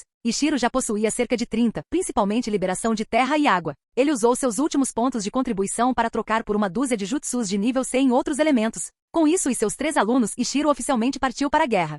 A Terra do Fogo ficava a sudeste da Terra da Terra. Não havia conexão direta entre elas, havia 3 pequenas nações entre elas, a Terra do Ferro, a Terra das Cachoeiras e a Terra da Chuva. A Terra da Chuva era única, localizada na intersecção entre fogo, vento e terra. A divisão sul guardava a Terra do Ferro, das Cachoeiras e da Chuva. Algumas nações menores, ainda sem nome, existiam entre elas, mas a maioria não possuía vilas ninjas e não merecia atenção. A divisão ocidental protegia Tsunagakure, observando as terras dos pássaros e ursos. As divisões oriental e ocidental lidavam com Komogakure, mas o país da terra e o país do relâmpago eram separados pelo oceano, não por terra. Portanto, a localização da defesa de Ishiro não era crítica. Qualquer local costeiro era um local de pouso potencial para Komogakure. Graças às técnicas ninja, eles não precisavam de portos para desembarcar. A exigência de Saka era simples: ficar longe do litoral para evitar ataque surpresa. Nas 2 últimas guerras, os confrontos entre a Terra do Relâmpago e a Terra da Terra não ocorreram em suas terras, mas em nações menores vizinhas, estranho, considerando que elas poderiam ter se aliado contra Konoha. O que eles poderiam ganhar derrotando Komogakure? Tomar terras. Isso não era realista. Mas Ishiro não podia ditar a política externa. Tudo o que ele podia fazer era reclamar internamente. No litoral, Ishiro aproveitou um momento para aproveitar a versão de praia do mundo ninja. Então ele começou a procurar um local adequado. Seus critérios: não provocar Komogakure e se posicionar para um rápido reforço da frente sul. Ele escolheu um local a sudeste, ao longo da costa, uma pequena colina. Ofereceu uma boa vantagem de terreno e não atrapalharia o movimento de suas próprias tropas. Depois, ele contatou esquadrões Anbu próximos e emitiu ordens por meio deles para que todos os postos avançados e equipes de patrulha se reunissem no local escolhido. Nos próximos dias, todos os ninjas de patrulha e postos avançados ao longo da frente oriental se reuniriam. Primeira tarefa de Ishiro: construir a base. Por enquanto, seria uma situação difícil, os suprimentos não haviam chegado. Ele também teve que realocar patrulhas ao longo da costa. Se o tempo permitisse, ele planejava treinar as tropas reunidas. A Segunda Guerra Ninja custou caro a Iwagakure. Muitos veteranos morreram. Agora, entre os escalões mais baixos, muitos eram jovens e inexperientes, assim como Ishiro. A lista de Saka mostrou muitos ninjas ainda mais jovens que Ishiro estacionados no leste. Ninguém jamais vira uma guerra antes. Ishiro precisava prepará-los, e a melhor maneira de amenizar o medo era aumentar sua força. 3 dias depois, no acampamento recém-estabelecido, todos os ninjas haviam chegado. Ishiro convocou uma assembleia. Pessoal, eu sou Ishiro, o terceiro vice-comandante da Divisão Leste. Ficarei supervisionando o acampamento por enquanto. Não vendo objeções, ele assentiu com satisfação. Havia preparado uma demonstração de selos de mão caso alguém o desafiasse, mas claramente isso não era necessário. Sua reputação já era conhecida. Em seguida, distribuirei tarefas. São 2 tarefas principais: patrulha e construção do acampamento. As patrulhas serão realizadas pelos esquadrões Ambu originais em rodízio. Líderes de esquadrão, venham me ver depois para conferir a programação. A construção do acampamento ficará a cargo das unidades originais do posto avançado. Já fiz as plantas. Os suprimentos ainda não chegaram, então vamos preparar o terreno. Além disso, formaremos uma equipe administrativa, uma unidade médica, uma unidade de inteligência, uma unidade de logística, um esquadrão de reconhecimento e um corpo de selamento. Os interessados podem se inscrever na sede. Para nos prepararmos para a guerra, também começaremos o treinamento combinado de ninjutsu. A partir de agora, vocês poderão usar as recompensas das missões para trocar por jutsus de nível C com desconto. Então Ishiro se voltou para Ambu. Aqueles que desejam praticar jutsus de nível B podem se registrar comigo. Enviarei os pedidos à vila em seu nome. Para Ambu, jutsus de nível C não eram grande coisa, eles almejavam algo mais alto. Mas Ishiro não conseguia satisfazer essa necessidade ainda. Além das equipes de plantão, todos os ninjas do tipo ninjutsu devem aprender os jutsus designados. Estes serão distribuídos gratuitamente, mas são obrigatórios. Essa foi a ideia de Ishiro. Durante a Quarta Grande Guerra Ninja na história original, as forças aliadas Shinobi tentaram algo semelhante. Não obtiveram sucesso, mas o trabalho em equipe mostrou seu potencial. Ishiro queria levar isso adiante. Alguma pergunta? Ninguém levantou nenhuma questão, então a reunião terminou. Os líderes de esquadrão se apresentaram para suas atribuições. Ishiro manteve a Ambu relativamente autônoma, apenas designou um ponto de entrada, saída e um raio de patrulha. Depois disso, ele não os microgerenciou. O verdadeiro desafio eram as centenas de ninjas comuns. Havia 13 postos avançados no total, cada um com 10 a 20 esquadrões. Ishiro era agora responsável por quase 1000 soldados. Ele não desmantelou as formações existentes. Os esquadrões permaneceram sob seus líderes originais, Jounin ou Tokubetsu Jounin. Por exemplo, ele designou 2 postos avançados para patrulha e guarda, e 1 para construção. As atribuições internas ficavam a cargo dos comandantes. Afinal, eles tinham mais experiência nisso do que ele. O resto das tropas foi realocado com base na natureza do chakra para começar o treinamento de jutsu em grupo. Cada ninja era obrigado a abandonar outros treinamentos e se concentrar em dominar. Liberação de água, bala de água. Liberação de fogo, bola de fogo. Liberação de relâmpago, pulso de relâmpago. Liberação de terra, muro de terra. Liberação de vento, avanço do vento. Todos os dias, 5 instrutores de elite, selecionados entre os Jounin e Tokubetsu Jounin disponíveis, eram selecionados para treinar esses grupos. Essas tarefas foram registradas como missões oficiais, parte da cota de comandante de Ishiro. Além dos líderes, a maioria dos esquadrões tinham um Chunin liderando vários genins. Para eles, jutsus de nível C eram perfeitamente adequados. Se Ishiro tivesse mais pergaminhos de rank B, ele poderia ter incluído os Ambu neste programa também. Inesperadamente, alguns Ambu se aproximaram dele voluntariamente. Alguns deles não conheciam o jutsu que Ishiro estava distribuindo e queriam aprender também. Claro que Ishiro os recebeu. Ainda assim, alguns ninjas não eram adequados para ninjutsu, pois não tinham talento nem reservas de chakra. Então, no segundo dia, Ishiro acrescentou treinamento padronizado em taijutsu, kinjutsu, genjutsu, condicionamento físico, ninjutsu médico, selamento, montagem de armadilhas e até limpeza do campo de batalha. Infelizmente, havia poucos instrutores de nível superior. A maioria desses cursos era ministrada por ninjas de nível Chunin. Mesmo assim, a divisão oriental estava rapidamente tomando forma, graças ao planejamento e à determinação de Ishiro. Capítulo 117. O que se seguiu foi uma visão incomum. Enquanto as outras frentes estavam ocupadas se preparando para a guerra, o lado de Ishiro começou um treinamento em larga escala. Mais de 1000 Chunin e Genin comuns, além de vários Ambu, participaram. Naturalmente, a lacuna de talentos era enorme. Os que aprendiam rápido dominavam o ninjutsu de nível C em 4 ou 5 dias, enquanto os mais lentos lutavam mesmo depois de uma semana, sem sequer compreender o básico. Apesar de a maioria do shinobi ter aptidão média para ninjutsu, a maioria ainda optava por aprendê-lo. Afinal, o apelo do ninjutsu excedia em muito do taijutsu ou do kinjutsu, sem nenhuma outra razão além de sua aparência chamativa, suficiente para enlouquecer a maioria das pessoas. 7 dias depois, a vila entregou o primeiro carregamento de suprimentos. Esse lote era composto principalmente por necessidades básicas para os ninjas da Divisão Leste, com uma pequena parte destinada à construção do acampamento. Estava claro que a vila não tinha intenção de concluir o acampamento de uma só vez, provavelmente porque a guerra ainda não havia começado oficialmente. Mas isso funcionou a favor de Ishiro. Com suprimentos de construção limitados, ele não precisou designar muitas pessoas para o trabalho no acampamento. O efetivo de um posto avançado por dia era suficiente.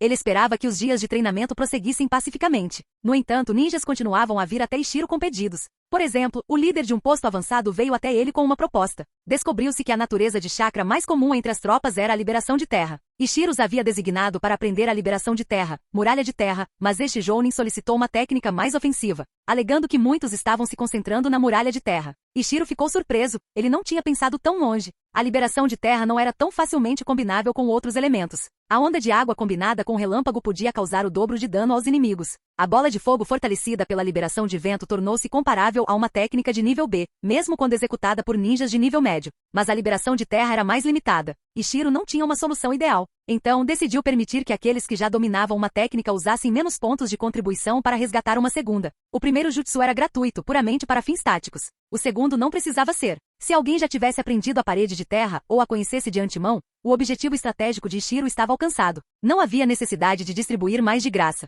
Ainda assim, ele esperava que muitos quisessem aprender mais. E se os usuários da liberação da terra tivessem esse problema, outras naturezas de chakra provavelmente fariam pedidos semelhantes. Como esperado, assim que ele divulgou a notícia, vários shinobi vieram resgatar novas técnicas, a maioria deles usuários da liberação de terra. Ishiro não hesitou e lhes deu a técnica de nível C, fragmentação de pedra. Inicialmente as pessoas esperavam que ele distribuísse técnicas como lança de terra, então ficaram um pouco surpresas. Ainda assim, fragmentação de pedra podia ser usada em conjunto com muralha de terra, então não ficaram decepcionadas. Gastaram cerca de metade de seus pontos de contribuição para obtê-la. Como a maioria deles havia ingressado recentemente na divisão leste, poucos tinham pontos de contribuição suficientes. Mas Ishiro permitiu que resgatassem a crédito, eles poderiam compensar a diferença em missões futuras. Embora não fosse gratuito como o primeiro jutsu, poder obter uma técnica de nível C pela metade do preço era mais do que satisfatório para a maioria. Shinobi com outras afinidades elementais também passaram a resgatar jutsus. Ao contrário da liberação de terra, Ishiro não atribuiu técnicas específicas para os outros. Ele simplesmente os deixou escolher com base no que tinha em estoque.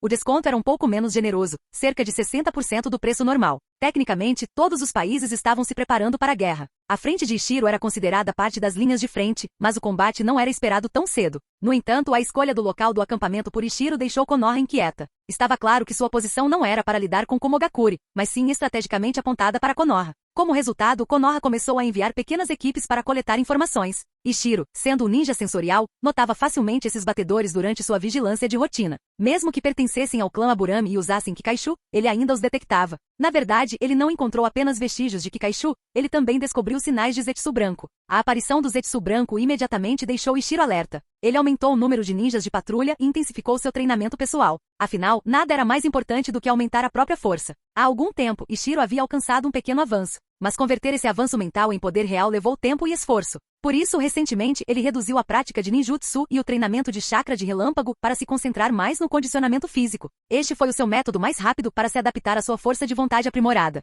Através de testes físicos, ele pôde entender melhor seus limites e dominar sua força recém-descoberta. Mais de 10 dias se passaram, e Ishiro finalmente se adaptou ao período instável após sua descoberta. Finalmente, ele poderia ser considerado um jounin de elite. Então, o que mudou desde que atingiu esse nível? Em uma palavra, controle. O controle de Ishiro sobre seu corpo e chakra havia melhorado significativamente. Em termos práticos, isso significava movimentos mais rápidos, reações mais rápidas e um grau maior de eficiência. Vários jutsus que antes não podiam ser simplificados agora exigiam menos selos de mão. A muralha de terra caiu de 4 selos para 3. O fio de pressão de água passou de 5 para 4. A onda furiosa de água diminuiu de 9 para 8. A chuva torrencial caiu de 8 para 7. Várias outras técnicas tiveram reduções semelhantes. Mais importante ainda, a velocidade de seus selos manuais aumentou, de 5,0 a 5,5 selos por segundo para 5,3 a 5,8. Ishiro considerou isso mais impactante do que a redução no número de selos. Sua técnica de cintilação corporal também melhorou de 3 usos consecutivos para 5. Mas como ele já conseguia executá-la sem selos de mão, essa melhoria não agregou muito valor. Finalmente, sua técnica de amarração corporal e técnica de perturbação corporal também se tornaram mais potentes.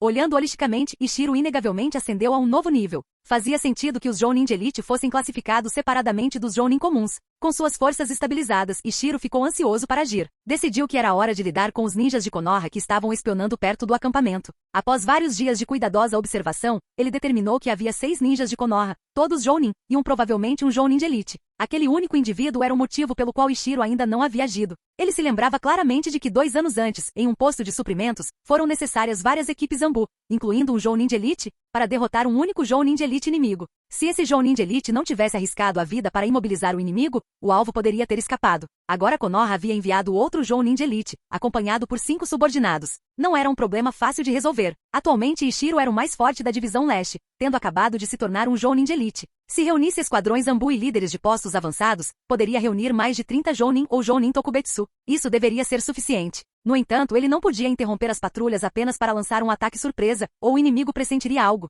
Isso significava que havia menos de 20 Jounin disponíveis no acampamento, ainda mais do que o inimigo, mas não o suficiente para uma varredura completa garantida. Pior ainda, o lado de Konoha incluía um Aburame habilidoso em reconhecimento. Descobri-los já era difícil o suficiente. Tentar emboscá-los sem serem detectados era outra história. Ishiro convocou os Jounin atualmente alocados no acampamento e os informou sobre a situação. O clima ficou pesado, afinal, Jounin de Elite não eram brincadeira. Tentar capturar um deles poderia custar várias vidas, mesmo que conseguissem. Somente depois que Ishiro disse que poderia lidar pessoalmente com os Jounin de Elite, os outros relaxaram. Então, um Anbu com o codinome Moto se pronunciou. Com apenas 20 Jounin no acampamento, isso ainda pode dar errado. Recomendo esperar por reforços. Amanhã de manhã, pegarei 4 esquadrões Anbu e darei a volta por trás do grupo de Konoha. Por volta do meio-dia, mais 2 ou 3 esquadrões retornarão ao acampamento. Atacaremos dos 2 lados ao mesmo tempo. Deixem os esquadrões Anbu se moverem, eles estão acostumados a trabalhar juntos e se coordenam melhor do que Jounins desconhecidos. Ishiro hesitou. Seu plano inicial era mobilizar uma grande força Jounin sem envolver os Chunin. Mas Moto tinha razão, enviar um grupo de estranhos poderia levar a erros. Depois de pensar um pouco, Ishiro disse, tudo bem, se a Anbu estiver se destacando em esquadrões, então ajustaremos nossa estratégia. Na manhã seguinte, o esquadrão de Moto e outros 3 deixaram o acampamento um após o outro. Parecia rotina e a Anbu vinha e ia com frequência, então Konoha não suspeitaria. Com certeza, a percepção de Ishiro confirmou que os batedores de Konoha não reagiram. Ao meio-dia, mais 3 esquadrões Anbu retornaram ao acampamento. Ishiro os reuniu antes que pudessem descansar e explicou o plano de batalha. Pouco depois, na hora marcada, Ishiro saiu do centro de comando. Ao seu redor, membros da Anbu e os 13 líderes dos postos avançados convergiram rapidamente de seus postos de treinamento. Juntos, Ishiro liderou 5 esquadrões Anbu, além de 13 Jounin e Tokubetsu Jounin, e avançaram em direção ao Shinobi de Konoha. Ao mesmo tempo, a 10 quilômetros de distância, os outros 4 esquadrões Anbu começaram a atacar por trás do inimigo.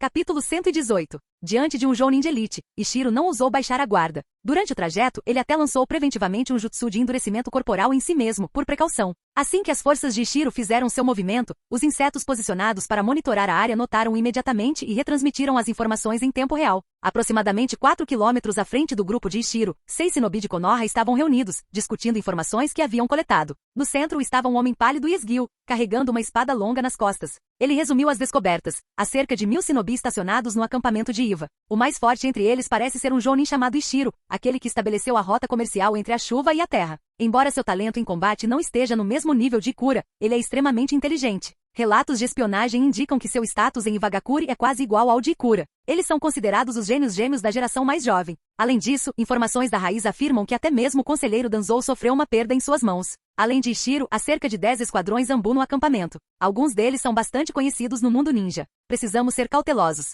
O resto provavelmente são unidades de patrulha de fronteira da Terra. A localização do acampamento indica claramente que foi construído com a intenção de pressionar Konoha, não Komogakure. Este Ishiro tem uma mente estratégica aguçada. Ele é um adversário formidável. Nossa missão está quase completa. Vamos nos preparar para retornar à vila. Com isso, um jovem Jounin decidido deu um passo à frente. Capitão Oshikawa tem algo que eu ainda não entendi. Depois de reunir mais de 1000 ninjas no acampamento, Ishiro não fez nenhuma ação importante. Há apenas algumas dezenas patrulhando o acampamento todos os dias. Não temos ideia do que eles estão fazendo dentro do acampamento. É realmente apropriado retornar sem investigar mais a fundo? Outro Jounin, um pouco menor, ao lado dele franziu a testa e acrescentou. Sarutobi Mei tem razão. Algo parece estranho. Ishiro deve estar tramando algo. Vamos mesmo ir embora? Oshikawa não se irritou com o questionamento. Em vez disso, explicou pacientemente. Sarutobi Mei Muraki, embora os insetos de Aburame A1 sejam úteis, não podemos garantir que permanecerão indetectáveis para sempre. O inimigo tem a vantagem numérica. Se nos atacarem de repente, estaremos em desvantagem. Uma Shinobi completamente coberta, Aburame A1 falou em seguida.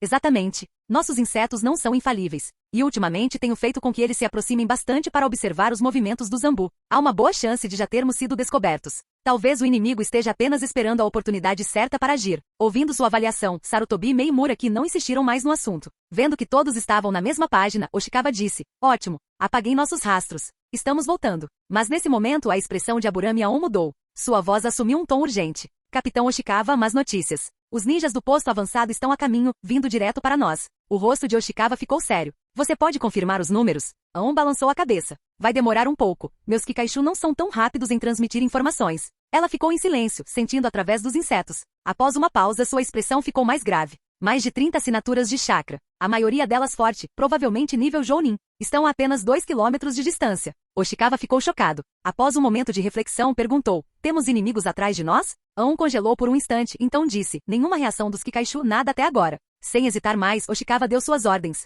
Sarutobi Mei, Muraki, Aon, vocês três recuem imediatamente. Levem as informações para a vila. Aon, monitorem a rota de retirada para possíveis emboscadas. Kaiji e Maeno, vocês estão comigo para deter o inimigo. Sarutobi Mei hesitou, claramente relutante em recuar de vergonha. Mas Oshikawa gritou: sem tempo. É uma ordem. Mexam-se. Os três não discutiram mais. Usaram a técnica da cintilação corporal e recuaram na direção do País do Fogo. O atraso permitiu que as forças de Ishiro se aproximassem a menos de 1 quilômetro. Ishiro lançou a técnica da pedra leve, erguendo-se no ar. De cima, ele avistou o trio em fuga e os 3 ninjas restantes de Konoha, incluindo Oshikawa, que havia ficado para trás. Takeuki Matsuki, pegue 7 do flanco esquerdo e intercepte. 3 inimigos fugiram às 10 horas. Um Aburame, um com dupla afinidade fogo-vento e um usuário de taijutsu, ordenou Ishiro a um dos líderes do posto avançado. Sem hesitar, Matsuki escolheu seu esquadrão e virou ligeiramente para a esquerda para começar a perseguição. Assim que se separaram, Ishiro deu o sinal. 500 metros. Executem o plano A. 5 dos shinobi restantes imediatamente se adiantaram e lançaram técnicas de liberação de fogo. 3 de nível C e 2 de nível B. Ishiro, flutuando no ar, seguiu com um poderoso jutsu de bola de fogo. Momentos depois, outros 7 ninjas executaram o jutsu de liberação de vento, 6 de nível C e 1 de nível B. O resultado foi uma enorme muralha de fogo avançando em direção à posição de Konoha. O rosto de Oshikawa se obscureceu. O grupo de Ishiro estava claramente preparado e executou seus ninjutsus combinados com maestria. Isso significava que o trio em fuga também poderia não conseguir escapar, mas agora não era a hora de se preocupar com eles. Como Jounin de elite do clã Oshikawa, Oshikawa se especializou em Kinjutsu no estilo de Konoha, não em ninjutsu. Contra esse ataque massivo em área, ele não tinha contra-ataque eficaz. Tudo o que podia fazer era sinalizar para seus subordinados recuarem, mas a tempestade de fogo, acelerada pela liberação de vento, era rápida demais. Oshikawa mal conseguiu escapar usando sua velocidade superior, mas seus 2 companheiros não tiveram a mesma sorte. Sem escolha, ele agarrou os 2 companheiros e ativou a cintilação corporal para recuarem juntos. Infelizmente, esse atraso fez com que todos os 3 fossem atingidos pelo incêndio. Mas Oshikawa não era um shinobi comum. Conforme as chamas aumentavam, ele rapidamente sacou sua espada longa e, num piscar de olhos, desferiu mais de uma dúzia de golpes na frente deles, criando uma pequena zona de vácuo que os protegia.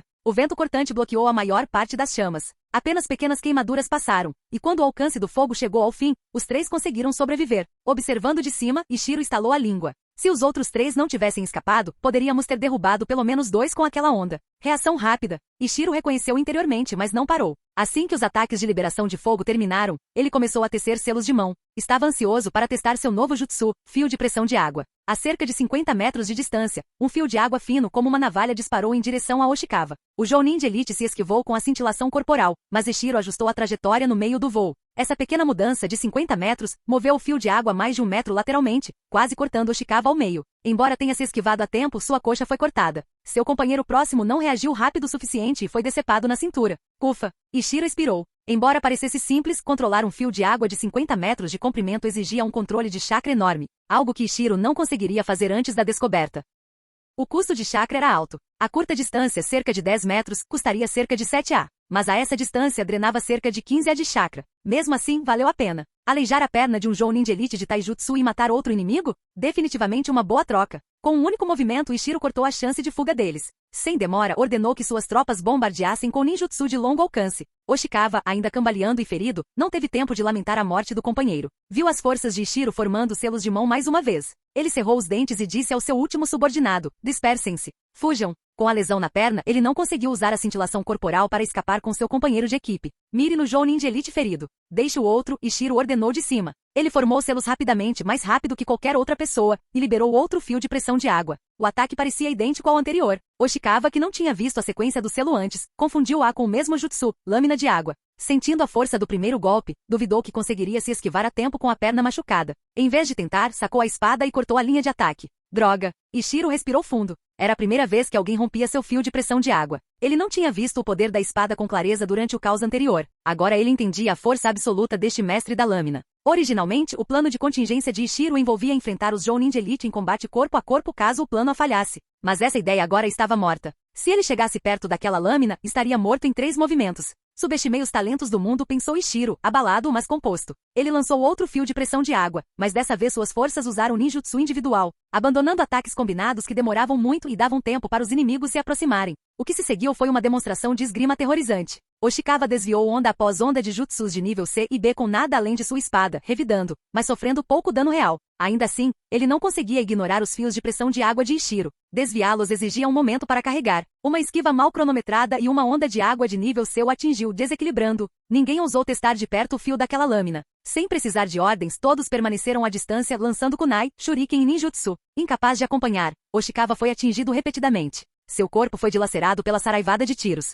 Somente quando um jutsu de vento cortou seu braço da espada foi que o time de Ishiro finalmente parou de atacar. Ishiro ergueu a mão e enviou um grupo para perseguir o shinobi de Konoha em fuga. Ele selou pessoalmente o corpo destroçado de Oshikawa e confiscou a espada também. Claramente esta era uma arma valiosa, provavelmente feita de metal condutor de chakra.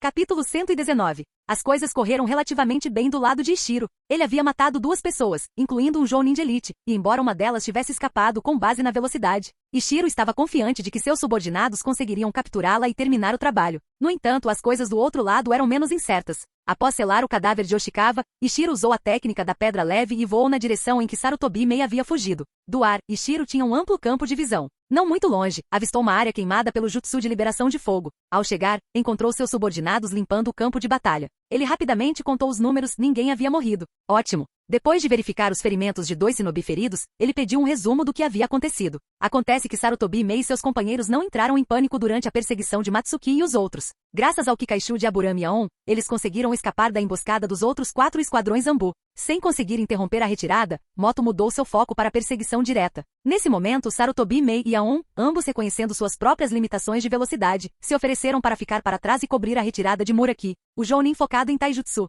Como esperado, ambos foram mortos pela equipe de Moto. Mas Muraki conseguiu escapar. Com base em suas roupas e diálogos, os subordinados de Ishiro deduziram que na retaguarda, um era do clã Aburame e o outro, do clã Sarutobi. O que escapou, o usuário de Taijutsu, parecia ser um ninja nascido na civil. 2 membros de um clã de elite dando suas vidas por um shinobi civil. Konoha realmente é incrível, pensou Ishiro, mas não disse isso em voz alta para não abalar o moral. Olhando para a floresta distante, Ishiro decidiu não prosseguir. Embora tivesse os meios, técnicas de voo e sensoriais, para isso e uma boa chance de sucesso, ele não era um lobo solitário. Como comandante da Divisão Leste, não podia se dar ao luxo de ficar longe do acampamento por muito tempo. Chamando sua equipe para terminar a limpeza do campo de batalha, Ishiro usou a técnica da pedra leve para retornar à frente deles. Como esperado, o acampamento havia entrado no nível máximo de alerta. Todos guardavam nervosamente suas posições designadas. Isso ocorreu devido a uma ordem emitida pelos 3 discípulos de Ishiro que agiram em seu nome. Por questões de sigilo, ninguém no acampamento havia sido informado da missão com antecedência. Do momento em que Ishiro deu a ordem até que todos os Jounin e Anbu se retiraram, apenas alguns segundos se passaram.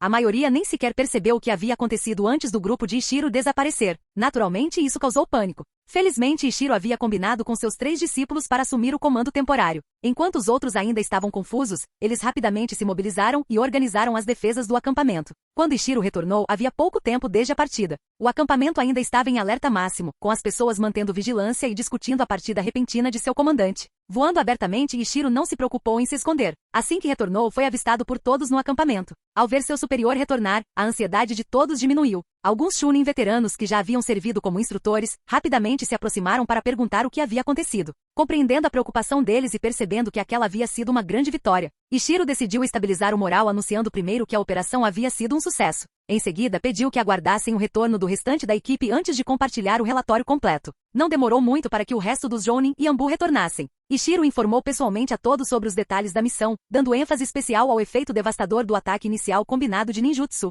Os resultados foram inspiradores. O interesse de todos em aprender ninjutsu aumentou, principalmente depois de perceberem que o ninjutsu combinado poderia ameaçar até mesmo os Jounin de elite. Muitos shinobi focados em taijutsu que haviam desistido do treinamento de ninjutsu decidiram participar das sessões de estudo mais uma vez. Ishiro ficou muito satisfeito. Em guerras ninjas em larga escala, genins especializados apenas em taijutsu tinham valor mínimo. Seus únicos ataques de longo alcance eram armas de arremesso, e eles tinham que sobreviver ao fogo inimigo para se aproximar. Basicamente, elas eram bucha de canhão. Mas os genins que conheciam ninjutsu podiam se juntar à força principal como poder de fogo de longo alcance. De certa forma, seu impacto superou até mesmo dos Chunin, especializados em taijutsu. Ishiro sentia o mesmo em relação aos seus companheiros shinobi de Wagakure. Agora que era temporariamente o comandante de mais alta patente da divisão, pretendia fazer o que pudesse pela sobrevivência deles. Um genin que pudesse praticar ninjutsu, e melhor ainda, participar de ninjutsu combinado combinado, seria muito mais valioso do que um genin padrão. Ele esperava que seus esforços lhes dessem uma chance maior de voltar vivos para casa. Depois de aumentar o moral, Ishiro anunciou as recompensas para aqueles que participaram da operação. Como a missão envolvia derrotar um Jounin inimigo de elite, Ishiro recebeu créditos extras pela missão. Generosamente, ele concedeu a cada Jounin participante uma inscrição de missão de nível A, e cada esquadrão Anbu também recebeu uma missão de nível A. Em tempos de guerra, o valor de um Jounin inimigo de elite era muito maior do que em tempos de paz. Então, embora Ishiro tenha distribuído 20 inscrições de classificação A de uma só vez, não foi uma perda enorme. Na verdade, ter derrotado um Jounin de elite, adicionado ao seu currículo, valia muito mais. Depois de suspender o status de alerta e reorganizar as defesas do acampamento e as tarefas de treinamento, Ishiro finalmente teve tempo para refletir sobre a operação, seus ganhos e seus erros. Primeiro, ele percebeu que cometeu um grande erro ao trazer todos os Jounin com ele. Olhando para trás, ele deveria ter deixado pelo menos um Tokubetsu Jounin para trás. Dessa forma, o acampamento de 1000 homens não ficaria sem um comando superior se algo desse errado. Foi um grave lapso de julgamento. Ele estremeceu ao pensar no que poderia ter acontecido se uma emergência tivesse surgido sem uma liderança clara. Em retrospecto, ele sabia que havia sido influenciado pela promessa de glória. Ele também reconheceu um erro tático na forma como designou o esquadrão do Capitão Moto da Anbu. Ele não havia levado em conta a capacidade do Aburame de detectar a emboscada e evitá-la completamente. Se Ishiro tivesse considerado a probabilidade de o inimigo se dividir e escapar, e o papel que o clã Aburame poderia desempenhar, ele teria enviado Tomoe. Como um ninja sensorial habilidoso, Tomoe poderia ter rastreado a posição do inimigo, permitindo que o esquadrão de moto os interceptasse com eficácia. Se a equipe de moto conseguisse deter o inimigo um pouco mais, Matsuki e os outros poderiam ter chegado a tempo de bloquear a fuga. Houve uma chance real de capturar todos os inimigos. Além de seus erros como comandante, Ishiro percebeu que também havia avaliado mal suas próprias capacidades. A diferença entre um Jounin e um Jounin de elite não era enorme. Ishiro sabia disso muito bem após sua descoberta. Ele havia conquistado melhorias equilibradas em todos os níveis, mas nada que mudasse o jogo. Antes de sua descoberta, Ishiro já era um Jounin de alto nível. Ele havia coberto suas fraquezas em Taijutsu e possuía poderosos jutsus de nível A. Ele até possuía mais de um, incluindo a lâmina de água, desenvolvido por ele mesmo, que ele podia usar com muito mais eficiência do que qualquer outro. Sua velocidade de selo de mão também era excepcional, colocando-o entre os melhores de sua categoria. Mas após seu avanço, as melhorias não foram drásticas. Dentro do nível Jounin de elite, Ishiro ainda estava na extremidade inferior. Contra um Jounin de elite experiente, a menos que usasse sua técnica de voo para recuar, Ishiro provavelmente teria sido morto. Infelizmente, Ishiro não percebeu isso na época. Ingenuamente, ele acreditava que conseguiria enfrentar Oshikawa sozinho. Pior ainda, ele não havia considerado a existência de especialistas entre os Jounin de elite. Oshikawa era um especialista em esgrima. Sua classificação geral pode não ser de nível Kage, mas seu Kenjutsu era de primeira linha, mesmo entre os Jounin de elite. E o plano original de Ishiro era enfrentá-lo em combate corpo a corpo. Olhando para trás agora, Ishiro percebeu o quão infantil aquilo tinha sido. Se Oshikawa tivesse optado por se desvencilhar e atacá-los, o time de Ishiro não teria ninguém rápido o suficiente para acompanhá-los. A iniciativa teria sido perdida. Além disso, se Oshikawa não tivesse sido pego de surpresa pelo movimento lateral da lâmina de água e levado uma pancada na perna, não haveria como matá-lo tão facilmente. Se ele não tivesse confundido o fio de pressão de água de Ishiro com outra lâmina de água e escolhido bloquear em vez de desviar, as coisas teriam sido bem diferentes. Se Oshikawa não tivesse revelado seu terrível Kenjutsu tão cedo, Ishiro poderia ter tolamente entrado em combate corpo a corpo e morrido instantaneamente. Sua confiança em seu Kenjutsu de nível B e selos de mão rápidos não significariam nada. Se Ishiro tivesse sido morto, suas forças restantes, embora não necessariamente condenadas, teriam sido muito menos coordenadas. Oshikawa poderia ter escapado.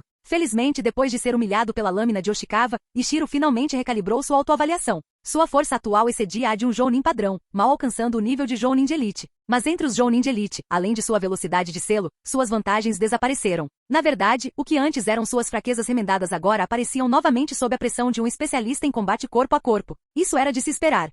Afinal, o Kenjutsu de nível B de Ishiro era projetado apenas para combater outros Jounin. Agora que ele enfrentava regularmente Jounin de elite, estava se tornando insuficiente. E nem sequer era totalmente dominado. Técnicas como os ventos de lâmina que Oshikawa usava para abrir o mar de fogo ainda estavam além do alcance de Ishiro.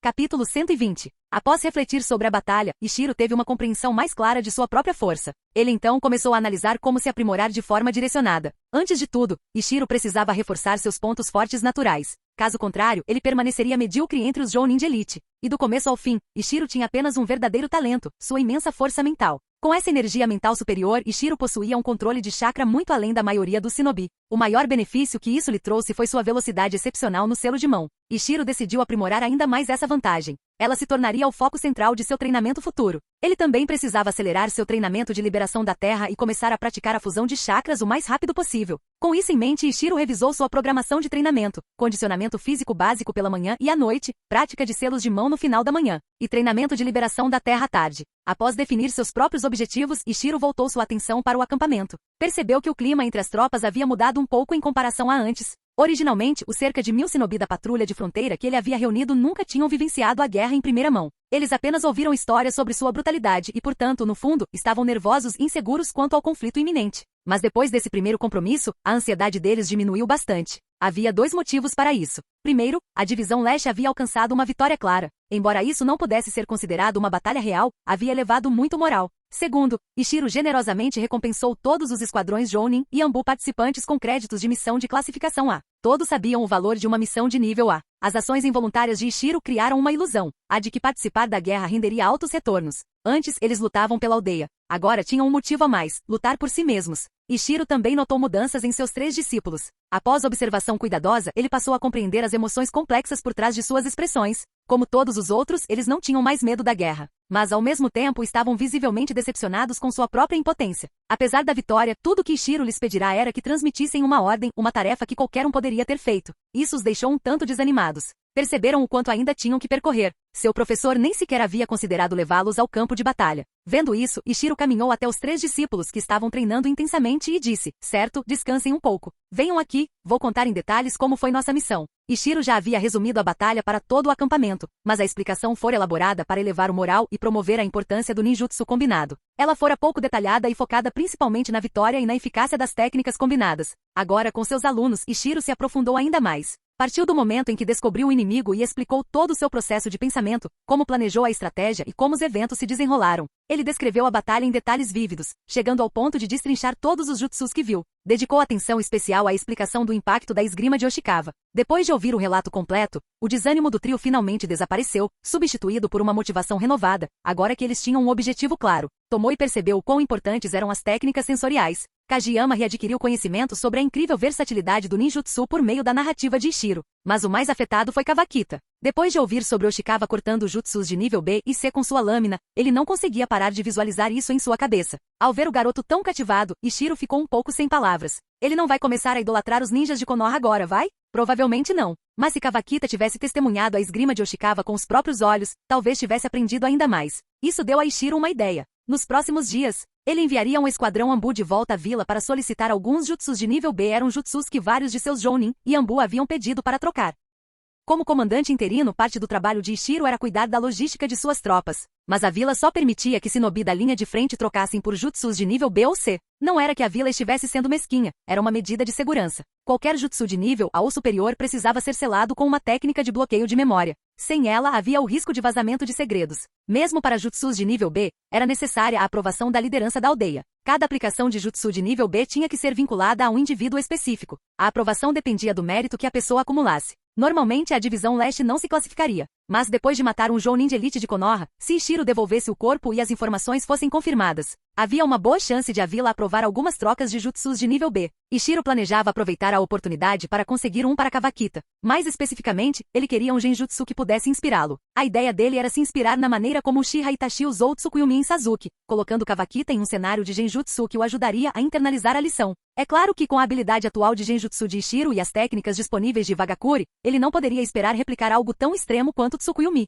Mas o maior obstáculo não seria a técnica, seria a resistência do alvo. Felizmente Ishiro tinha a confiança de Kawakita. Se fosse para o seu benefício, Kawakita não resistiria. Isso tornava todo o plano bastante viável. Ishiro não se lembrava de a vila possuir um genjutsu completo de nível B, como ele imaginava, mas se lembrava de um pergaminho secreto contendo informações relevantes. Era isso que ele pretendia solicitar. Ishiro tinha uma aptidão razoável para genjutsu e planejava desenvolver algo útil a partir disso, se não fosse muito complicado. Mas isso ficaria para depois. Com o acampamento agora estável, Ishiro precisava escrever um relatório formal para a aldeia. Enviar quase 20 Jounin não era tarefa fácil. Ele precisava dar uma explicação adequada à aldeia. Além disso, o fato de Konoha ter enviado um Jounin de elite para explorar o acampamento era uma informação crucial. especialmente porque um dos batedores inimigos havia escapado. Ishiro não tinha como saber o quanto aquele ninja havia descoberto sobre o acampamento. Isso era algo com que os superiores da vila teriam que se preocupar. No dia seguinte, após descansar durante a noite, o capitão Moto da Ambu e seu esquadrão foram enviados de volta à vila para relatar. Eles retornaram em alta velocidade e imediatamente receberam uma audiência de Onoki. Com a guerra se aproximando e Moto representando a linha de frente, a liderança não podia se dar ao luxo de adiar. Mesmo que estivessem em reunião, teriam parado para recebê-lo. Diante de Onoki e dos conselheiros seniores, Moto entregou o pergaminho que Ishiro havia escrito e fez um relatório verbal de tudo o que sabia.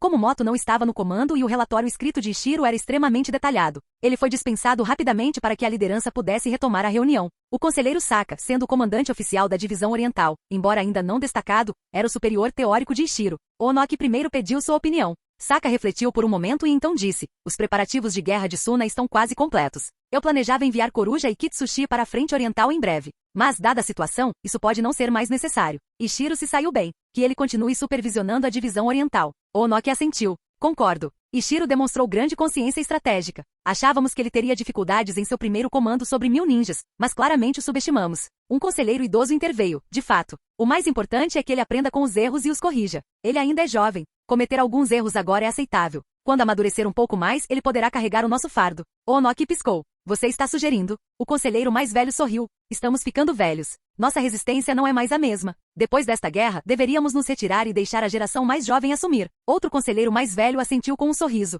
Onoki e os dois conselheiros de meia idade pareciam que queriam protestar, mas no final ficaram quietos. Os dois anciãos realmente haviam envelhecido. Embora tivessem oferecido imensa orientação no passado, não conseguiam mais acompanhar o ritmo físico. Talvez fosse hora de se aposentarem e aproveitarem os anos que lhes restavam em paz. Depois de pensar um pouco, Onoki disse: Ikura está progredindo rápido. Acho que depois desta guerra, eu também vou deixar o cargo de Tsuchikage. O que vocês acham?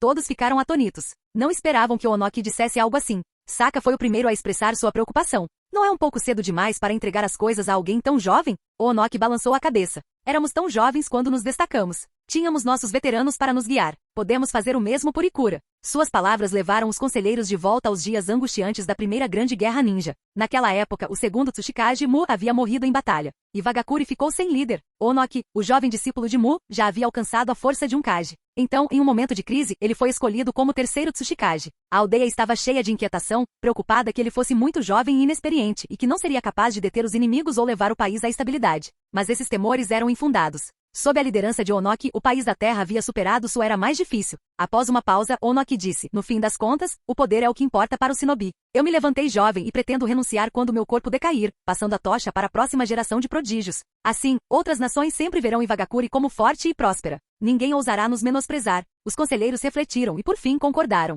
Embora não fossem Tsuchikage e não carregassem seus fardos, agora conseguiam entender seu raciocínio. Fim do vídeo. Para acesso antecipado à continuação dos vídeos, ou para incentivar o canal, vire membro. Muito obrigado.